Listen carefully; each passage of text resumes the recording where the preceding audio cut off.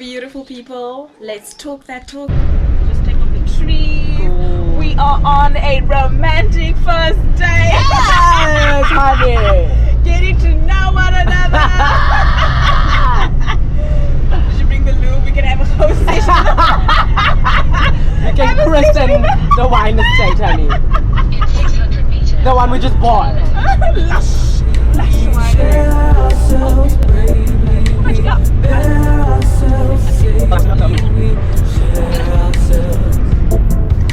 I trust you with my treasure. Together, we'll open the doors to infinity.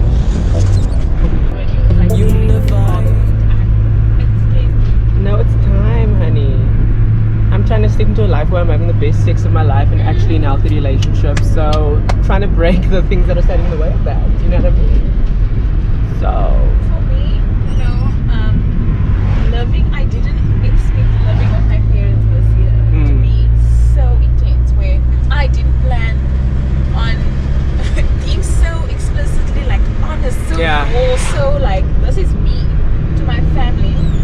But I feel like also it was time, because I was hiding behind this, you need to sort of approve of me, you know, I don't want to be too much, I want to show you everything, and something that's actually so fucked up. I left the house in a different top and just being here. You know the amount of editing of ourselves that we normalize, you know, growing up with our parents.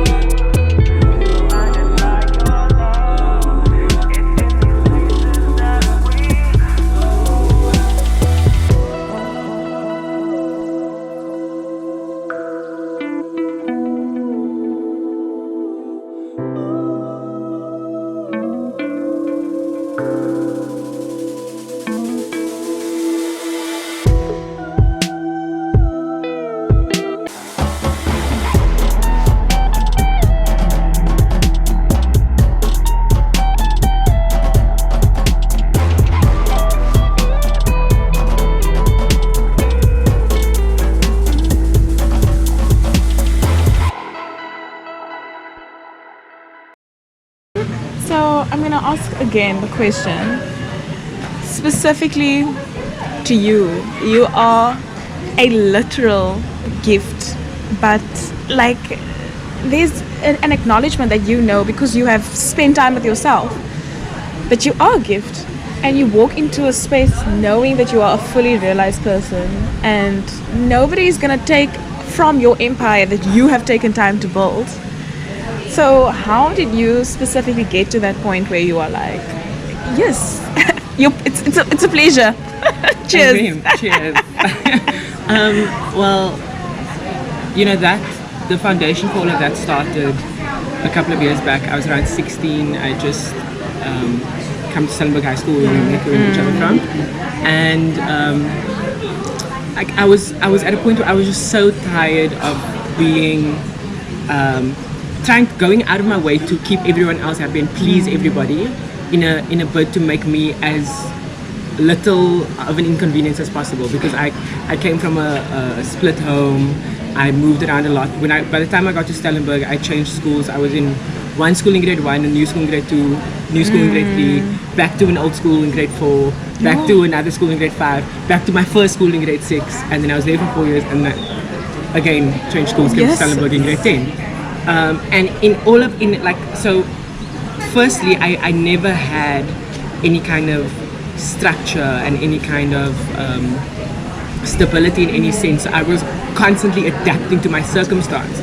So there was never a time and a place for me to really solidify my safety. You know what I mean? And in that, like, it made me so small, and when you play small, it makes that easy for other people to kick you around, if that makes sense, right?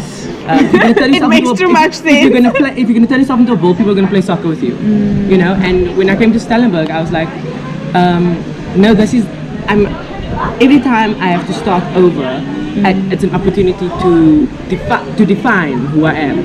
But before that point, I was always allowing the circumstance to define who I am. And that was the year I started dancing, and dancing was hugely the vehicle that allowed me to begin the journey of stepping into myself and into my power. And went to Stellenbosch. I just started dancing. I'd just done my first nationals, and then I felt like it was the first time I was at a school where they were having a talent competition.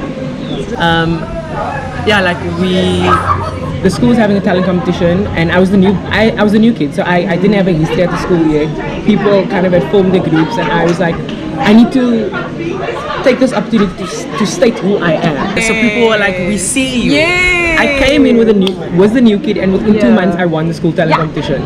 So that was the first moment where I was like, that's where I learned, before I really consciously and cognizantly knew it, that's where I learned that you choose whether or not to state who you are or let the world tell you who you are. Like it's gold. Back it up, so you know you got control. Let me hit you with that.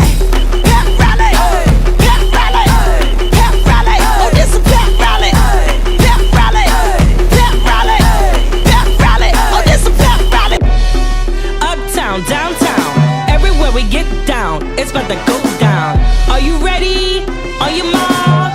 Get set, let's go. It goes left foot, it goes right foot, it goes left foot, it goes right foot. Catch the wall, touch them toes, turn around like it's gold. Back it up, so you know you got control. Let me hit you with that. Pep rally, pep rally, pep rally. It's a pep rally, pep rally, pep rally, pep rally. Oh, this a pep rally. Rockin', not stopping, bend over, go ahead, touch your toes. Get in, now let your bottom scrape the floor. Bouncing and stop, drop, rock and roll. And yeah, we get cracking like we up at the Super Bowl. Wow. And from that point, I started grappling with, like, there were still spaces and moments, and throughout that 3-year journey where it was a constant battle, because the world tries hard to tell you who you are, especially in a system like a school, especially in any institutionalized space. You have to be according to their rules and according to their definition of things.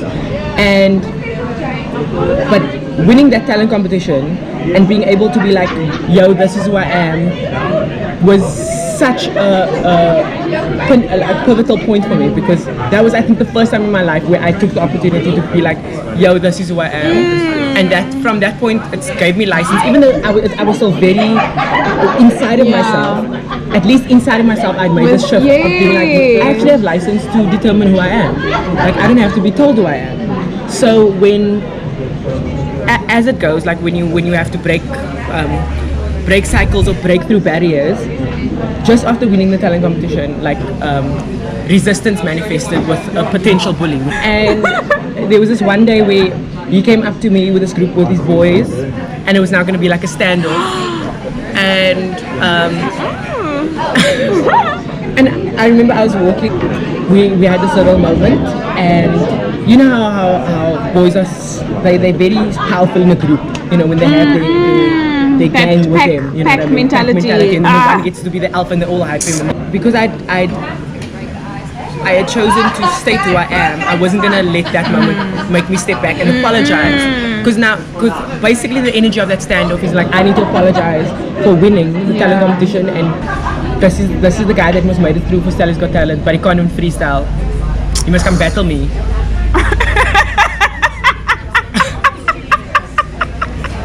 And so I said, if you want to battle, meet me at Nationals, which I won. So, So bye. and I remember him calling me a studio dancer. Oh, sorry. Okay.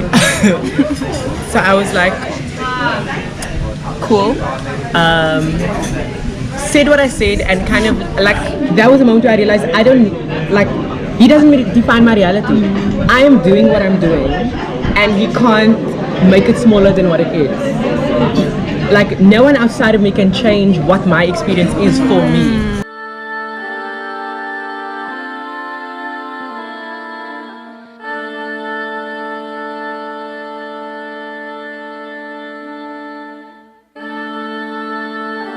Even if I feel the sun on my skin every day if I don't feel you.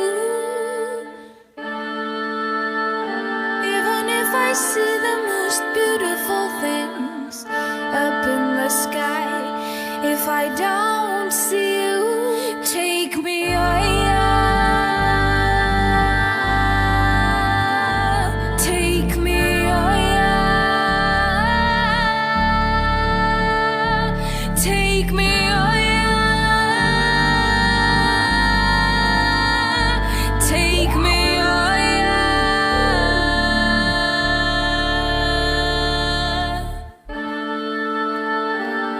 Even if my hands can catch the wind, catch the clouds, if I don't see you,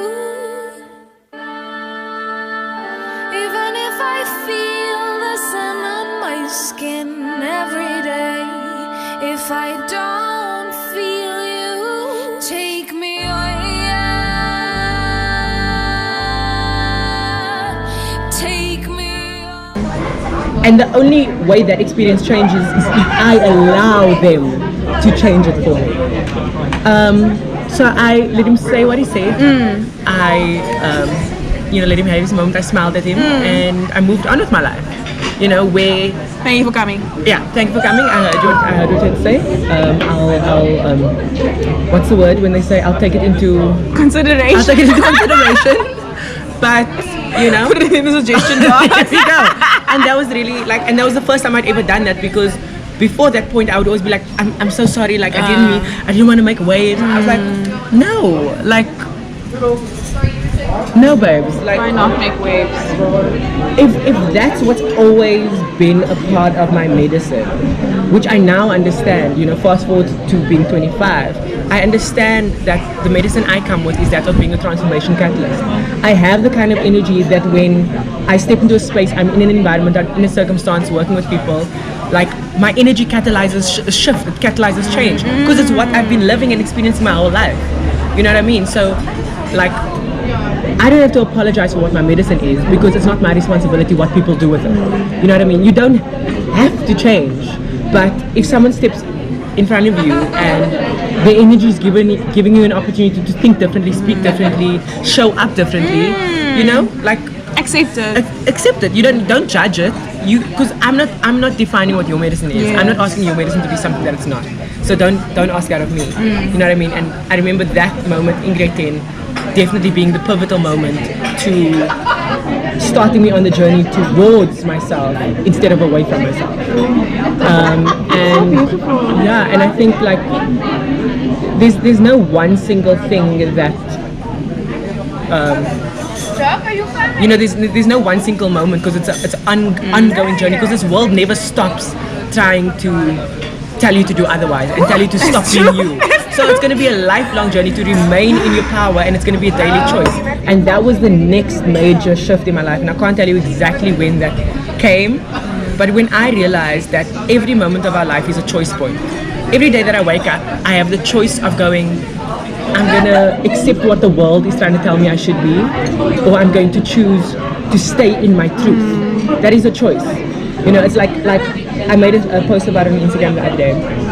Life is very nuanced, and there's an infinite amount of expression and possibilities of how life can manifest and show up. But fundamentally, as a universal principle, everything shows up as in polarity, because to understand the whole, to understand a coin, there is no coin without both heads and tails. You know what I mean? It doesn't make the heads isn't separate from the tails. The coin is a coin because it has both sides. And for our human understanding of things need to show up in polarity, because for me to understand positivity, I need to have had a negative experience. But once you've had both experiences, which you both have had an abundance of throughout life, which all humans have had an abundance of throughout life, you get to a point where you go, every moment then is for me a choice point between love or fear, positive and negative. So if I'm rooted in my power, I know I am the one who gets to choose how I respond to life. Yes, ma'am. I either respond with love or I respond with fear. And I think as queer people, we have been at the receiving end of so much fear projection that we know that we don't want to be the people who are choosing fear because we know what that looks like and we know how violent that can be for the next person. If you are projecting your fear, it becomes like a weapon. You know what I mean? That's so true. And then a double fucking edged sword of being a queer person of color, of being if you're trans, if you are, a non-binary person, the fucking layers just become so intertwined. You're like, wow, am I fighting at every level to literally keep myself? And sorry to interject what you were saying, but where for myself now, honestly, I've been feeling like I have been fighting a system, but even that in itself is allowing them to have power over me, because why do I need to fight something that has no power over me? So like I said, everything's a choice. So I either choose to remain in the system or step out of the system. I either choose to fight the system and give it my power, which only makes it more real, or I choose to create a new system. It's all a choice point. It's understanding that yes, the system needs to be dismantled, but that's not my work. If I didn't make the system, then why must I be the one dismantling it? Doen jou weg. I'm gonna be out here creating my own system, getting to that work. When you're ready, come find me. When you see how much better my system works, you're gonna have to dismantle or leave your system and get with it. You know what I mean? So instead of wasting my time trying to, because that was also the thing. I spent so much of my life feeling compelled to do other people's work and encourage them to do their work and be like, I'm here on the sidelines cheering you on. While I'm cheering you on, I'm not doing my work. So I am like limiting my potential of becoming and embodying to cheer you on. When the more I cheer you on, the less you want to do the work. I'm not here to encourage people to sit on the couch and have hope for better days. I'm here to show people what action looks like and show them that they have the choice to either sit on the couch, hoping for better days, or get off the couch and go do something about changing your life. Thank you so much to my guests for their absolutely wonderful conversation. I hope you have enjoyed this episode as much as I have. Like, share, subscribe, and hit the motherfucking notification bell.